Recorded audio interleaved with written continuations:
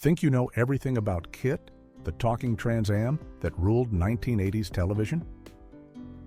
From train derailments that saved the show to VW Beetles in disguise performing death-defying stunts, the behind-the-scenes story of Knight Rider's legendary car is far stranger than any episode plot.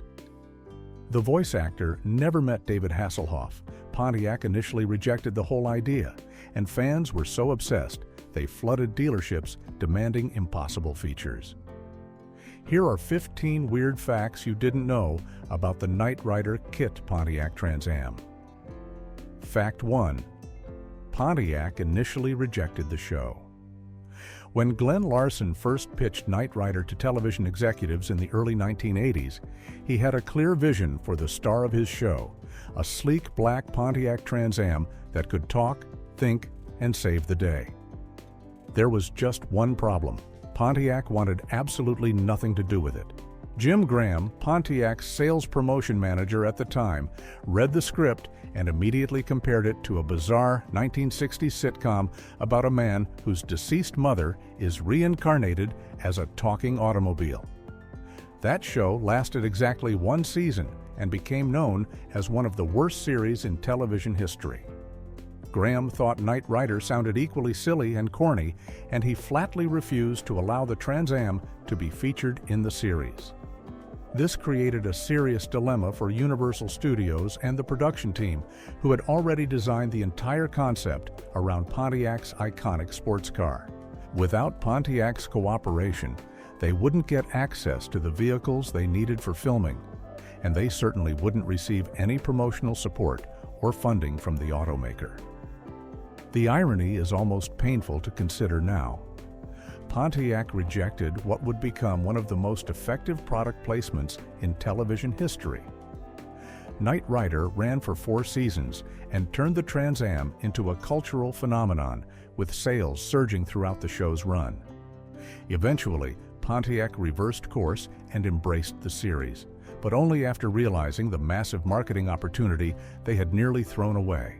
Jim Graham's initial instinct to protect the brand from association with a quote, one turned out to be spectacularly wrong, and Knight Rider became one of the most successful automotive tie-ins ever created for television. Fact 2. A train derailment saved the show. Knight Rider's production faced a constant and expensive problem throughout its entire run. They kept destroying Trans Ams during stunts. Every jump, crash, and high-speed chase took a toll on the vehicles, and General Motors could only provide so many cars for the show. By late 1982, the production team was running dangerously low on stunt vehicles and didn't have the budget to purchase more. Then, on November 11, 1982, something completely unexpected happened that would solve their problem in the most unusual way imaginable. A freight train carrying brand-new Camaros and Firebirds derailed near Selma, California, scattering General Motors vehicles across the tracks and surrounding area. While the cars weren't totaled, they had sustained enough cosmetic damage from the accident that GM couldn't sell them as new vehicles through their dealership network. Insurance would cover GM's losses, but the company was left with dozens of damaged but fully functional sports cars that needed to go somewhere. Universal Studios heard about the derailment and reached out to General Motors with an offer. GM agreed to sell the damaged vehicles to the production for just $1 each, solving Knight Rider's stunt car shortage in one fell swoop. These train-damaged Camaros and Firebirds were quickly converted into KITT stunt doubles, receiving the iconic black paint job, red scanner lights, and other cosmetic modifications. The cars performed perfectly for jumps, crashes, and other dangerous sequences where the hero cars couldn't be risked. Without this bizarre stroke of luck, Knight Rider might have faced serious production delays or even cancellation due to the prohibitive cost of replacing destroyed stunt vehicles. A train accident in Central California inadvertently kept one of television's most iconic cars on the road. Fact 3. KITT was originally named TATT. Before KITT became the Knight Industries 2000, the talking Trans Am had a completely different name that didn't quite roll off the tongue as smoothly. In the earliest drafts of Glenn Larson's script, the car was called TTT, which stood for Trans Am 2000. The name made logical sense because the vehicle was literally a Pontiac Trans Am, and the point, to quote to Tala designation, gave it a futuristic sound that fit the show's high-tech premise.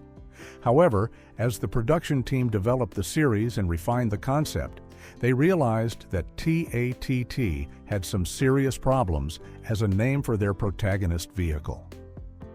First, it was awkwardly difficult to pronounce in casual conversation, and it didn't have the sharp, memorable quality that would help the show stand out in a crowded television landscape.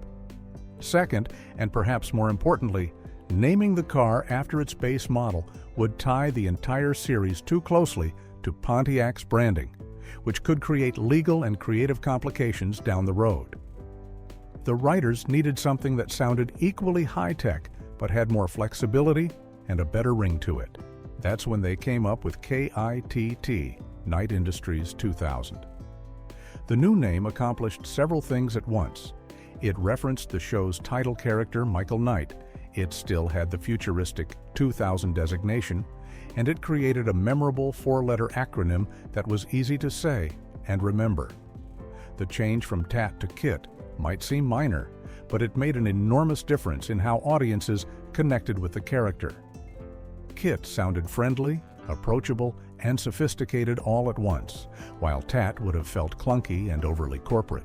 Sometimes the smallest creative decisions have the biggest impact on a show's success, and the name change from TAT to KITT was definitely one of those decisions. Fact 4. The dashboard was designed by a Mattel toy maker. When Universal Studios needed someone to design KITT's futuristic dashboard, they didn't turn to automotive engineers or industrial designers. They hired a toy maker. Michael Sheffy had spent years working for Mattel, designing toys and action figures, when he got a call from the Knight Rider production team asking if he could create a high-tech car interior that looked like it came from the future. They gave him one crucial detail that would make the job nearly impossible. He had just 2 weeks to complete the entire hero car before filming was scheduled to begin. Most automotive custom projects take months of planning, prototyping, and refinement, but Sheffy didn't have that luxury. He immediately went to work with the simplest materials he could find: styrofoam and basic craft supplies. Working around the clock, Sheffy designed every element of KITT's iconic dashboard, from the placement of buttons and switches to the distinctive steering wheel with its red scanner light panel. He carved shapes out of styrofoam, painted them to look like sophisticated electronics, and arranged them in a layout that looked futuristic but still felt somewhat believable for 1982 audiences. The dashboard needed to suggest advanced artificial intelligence and cutting-edge technology, while remaining visually interesting enough to hold up on camera week after week. Sheffy's toy design background turned out to be perfect for the job. He understood how to create objects that looked impressive and futuristic without actually needing to function, which was exactly what Knight Rider required. His work became one of the most recognizable car interiors in television history, and viewers genuinely believed they were looking at sophisticated computer equipment rather than painted styrofoam props. The fact that KITT's legendary dashboard was designed by a Mattel employee in less than 2 weeks makes it even more impressive as a piece of television design work. Fact 5. VW Beetles were secret stunt doubles. One of Knight Rider's most impressive visual signatures was KITT's ability to perform death-defying jumps, launching off ramps and soaring through the air before landing perfectly on all 4 wheels. What audiences didn't know was that many of those spectacular jumps weren't performed by a Pontiac Trans Am at all. They were done by Volkswagen Beetles in disguise. The problem with using real Trans Ams for the most dangerous stunts was simple physics. The cars were heavy, weighing around 3,500 pounds, and dropping that much weight from significant heights would destroy the vehicle on impact. The production needed cars that could handle extreme jumps without completely falling apart, and that meant they needed something much lighter. The solution was brilliantly simple, but completely invisible to viewers.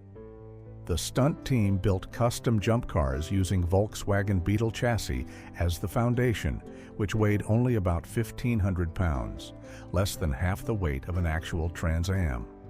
They then covered these lightweight chassis with rubber shells molded to look exactly like KITT, complete with the black paint job, red scanner light, and distinctive body lines. From a distance or at high speed, the camera couldn't tell the difference between the rubber shell Beetle and a real Pontiac. These lightweight stunt doubles could launch higher, fly farther, and survive impacts that would have destroyed an actual Trans Am. The reduced weight meant less stress on the suspension and frame during landing, allowing the cars to be reused for multiple stunts instead of being destroyed after a single jump.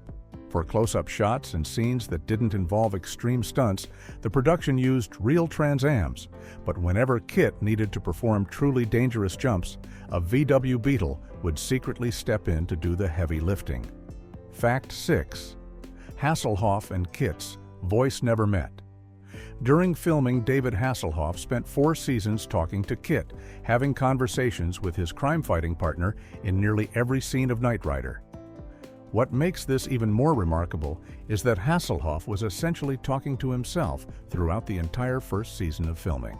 William Daniels, the acclaimed actor who provided KITT's distinctive voice, never came to the set during production and recorded all of his dialogue separately in a sound booth weeks or even months after Hasselhoff had filmed his scenes. This meant Hasselhoff had to perform his side of every conversation with KITT while imagining what the car's responses would be, delivering his lines to empty air, and trusting that Daniels would eventually provide dialogue that matched his performance. The two actors worked on the same show, playing characters who spent virtually every moment together on screen, but they never actually met face-to-face during the production of Season 1.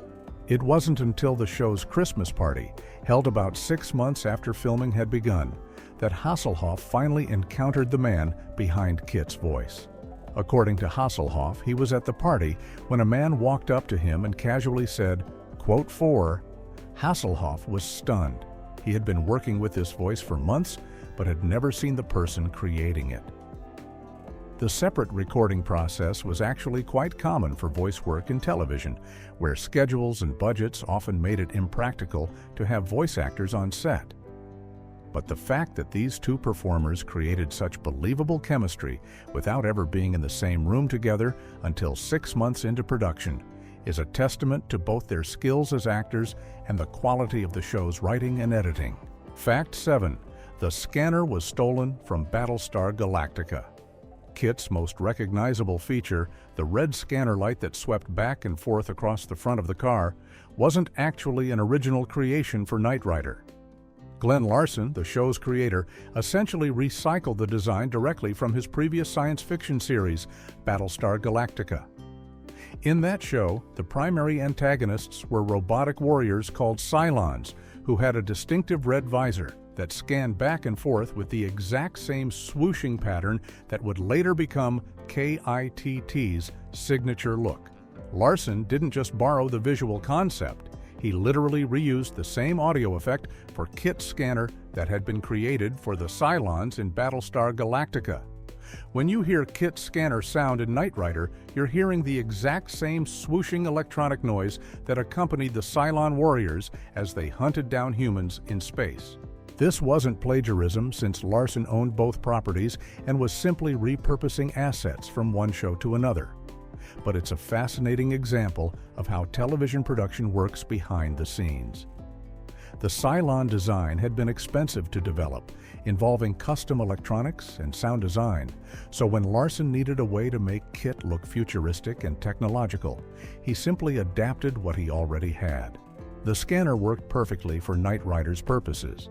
It gave KITT a face of sorts, an identifiable feature that viewers could recognize instantly and associate with the car's artificial intelligence. It also solved a practical problem. How do you make a car look like it's thinking and observing the world around it? The scanning light gave KITT a sense of awareness and activity, making the car feel alive even when it was sitting still. The fact that this iconic design element came directly from a science fiction show about space robots makes it even more interesting. Fact 8. William Daniels refused screen credit to preserve mystery. William Daniels made an unusual request when he signed on to voice KITT. He asked that his name not appear anywhere in the show's opening or closing credits. This wasn't about ego or a contract dispute. Daniels had a specific artistic reason for wanting to remain anonymous. He believed that if audiences knew an actor was providing KITT's voice, it would break the illusion that the car was a real artificial intelligence with its own personality and consciousness. Daniels wanted viewers, especially children, to fully believe that KITT was alive and thinking independently, not just reading lines written by screenwriters and performed by a voice actor. By keeping his name off the credits, Daniels hoped to maintain the magic and mystery of KITT's character, allowing audiences to suspend their disbelief more completely. The plan had a noble intention, but it backfired almost immediately. William Daniels had one of the most distinctive voices in Hollywood, recognizable from his roles in shows like Quote 5 and films like Quote 6. The moment KITT started talking, countless viewers recognized Daniels's voice and immediately knew who was behind the character. Within weeks of the show's premiere, the secret was out, and Daniels's attempt at anonymity became one of the worst-kept secrets in television. Eventually, the production gave up on maintaining the mystery, and Daniels started receiving screen credit for his work. Despite the failed attempt at preserving KITT's mystique, Daniels' performance became one of the most beloved elements of the show. His voice gave KITT personality, warmth, and humor, creating a character that felt genuinely alive, even though everyone knew it was just an actor in a recording booth.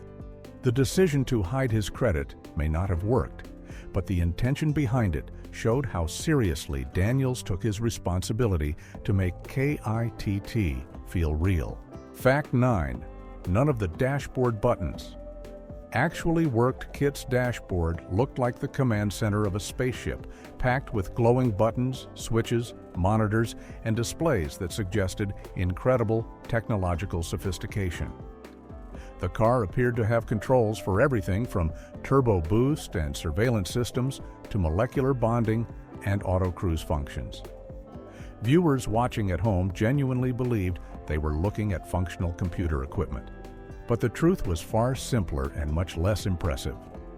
Every single button, switch, and screen on KITT's dashboard was completely non-functional. Pure Hollywood set dressing made from fiberglass overlays and painted plastic. The impressive-looking monitors didn't display anything. They were just dark pieces of shaped fiberglass with reflective surfaces. The buttons didn't actually press down or activate any systems. They were solid props glued onto the dashboard. The switches couldn't be flipped, the dials didn't turn, and the illuminated panels were just pieces of colored plastic with lights behind them. The entire elaborate setup was designed solely to look good on camera, with no actual functionality whatsoever. This wasn't unusual for television production. Most props are designed to appear real from specific camera angles rather than actually function, but the level of detail in KITT's dashboard made it especially convincing. Close-up shots were carefully framed to show Hasselhoff's hand hovering over buttons or appearing to flip switches, but the camera never showed the actual mechanical action of pressing or turning anything because there was nothing to press or turn. The real Quote 7 for KITT's actions were special effects added in post-production, stunt drivers hidden in the back seat, or simple camera tricks. The fact that millions of viewers believed this collection of painted fiberglass and plastic was sophisticated computer equipment is a testament to the skill of the production designers and the power of television to create convincing illusions with remarkably simple materials. Fact 10. Pontiac begged producers to stop calling it a Trans Am. After initially rejecting Knight Rider and comparing it to My Mother the Car, Pontiac eventually embraced the show when they realized what a marketing goldmine it had become. The Trans Am's association with KITT sent sales climbing, and dealerships across the country were selling black Trans Ams as fast as they could order them. But this success created an unexpected problem that Pontiac hadn't anticipated. Customers started showing up at dealerships with very specific demands based on what they'd seen on television. They wanted their Trans Ams to come equipped with the same features KITT had: mini CRT monitors, flashing LED lights, voice-activated controls, and all the futuristic technology that made the TV car so special. Salespeople tried to explain that these features didn't actually exist and weren't available on production vehicles. But customers weren't always satisfied with that answer. Some became frustrated or even angry, believing that Pontiac was hiding advanced technology from the public or only making it available to wealthy buyers. The flood of unrealistic requests became such a problem that Pontiac's corporate office eventually reached out to the Knight Rider producers with an unusual plea. Could they please stop referring to the vehicle as a Trans Am? The automaker hoped that by distancing the production model from the fictional vehicle, they could reduce customer confusion and unrealistic expectations. The producers essentially ignored this request because the Trans Am name recognition was part of what made the show work. But the situation perfectly illustrated the strange consequences of effective product placement. Pontiac had created a monster of their own success. The show was selling cars like crazy, but it was also creating customer expectations that were literally impossible to meet. The company found itself in the awkward position of being grateful for the publicity while simultaneously wishing audiences understood that real cars couldn't talk, think, or jump over obstacles. Fact 11. KITT had a hidden stunt driver in the back seat. One of Knight Rider's most impressive recurring effects was showing KITT driving himself, while Michael Knight sat casually in the passenger seat or wasn't in the car at all. The show called this feature Auto Cruise Mode, and it was supposed to demonstrate KITT's artificial intelligence and autonomous driving capabilities. The reality of how they filmed these scenes was far less high-tech and considerably more uncomfortable for everyone involved. Stuntman Jack Gill spent countless hours crammed into impossibly tight spaces inside the Trans Am, lying on the floor behind the front seats or curled up in the passenger footwell, completely hidden from the camera's view. While hidden from sight, Gill would drive the car using a second steering wheel that had been installed low in the vehicle, navigating through scenes while unable to see where he was going. He relied entirely on instructions shouted by the director or other crew members, driving blind through parking lots, down streets, and around obstacles while keeping himself out of the camera frame. This required extraordinary skill and trust. Gill had to judge speed, distance, and turning radius without being able to see the road ahead or check mirrors. The physical toll was significant too. Being folded into a cramped space for hours of shooting caused muscle cramps, back pain, and general discomfort. But Gill and other stunt drivers performed this task repeatedly throughout the series. The effect worked beautifully on screen, creating the illusion that KITT was truly driving itself and reinforcing the car's identity as an intelligent, autonomous machine. Modern viewers watching Knight Rider might assume the empty car driving scenes were accomplished with computer effects or remote control vehicles. But the truth is much simpler and more impressive. It was just a highly skilled stunt driver contorted into an invisible position, steering blind based on shouted directions. Fact 12. The jump cars were destroyed on every landing Knight Rider featured spectacular car jumps in nearly every episode, with KITT launching off ramps and soaring through the air before landing perfectly and driving away without a scratch. If you pay close attention to these sequences, you'll notice something interesting. The camera almost always cuts away right before or immediately after the car lands, quickly transitioning to a different angle or moving on to the next scene. This editing choice wasn't just about pacing or dramatic effect, it was about hiding the damage that occurred every single time a stunt car hit the ground. Despite the production team's best efforts to build durable jump vehicles and engineer the stunts for survivable landings, The physics of dropping thousands of pounds of metal from significant heights inevitably caused serious damage.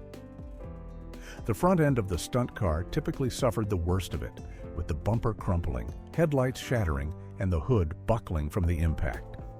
Sometimes the damage extended to the suspension, frame, or even the engine compartment, rendering the vehicle unusable for further filming. The cameras captured the jump itself perfectly.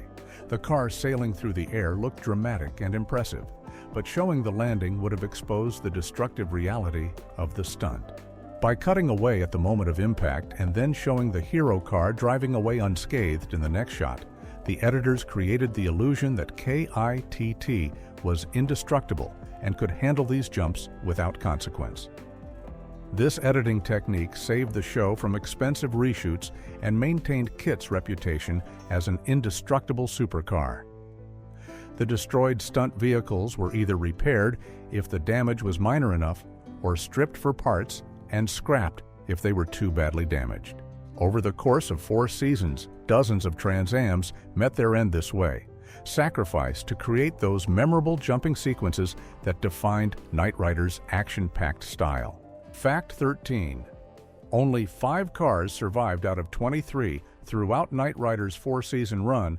The production went through an astounding number of Pontiac Trans Ams.